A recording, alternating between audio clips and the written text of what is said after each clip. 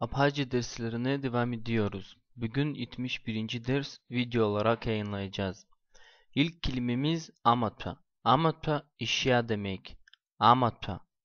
Amatpa. Sonraki kelimemiz akaç. Akaç gömlek demek. Akaç. Akaç. Ayma ayakkabı demek. Ayma. Ayma. Sonraki kelimemiz akalbad. Akalbad ise çorap demek. Akalbad. Akalbad. Sonraki kelimemiz aykwa. Aykwa pantolon demek. Aykwa. Aykwa. Ve son kelimemiz amaka. Amaka kemer demek. Amaka. Amaka.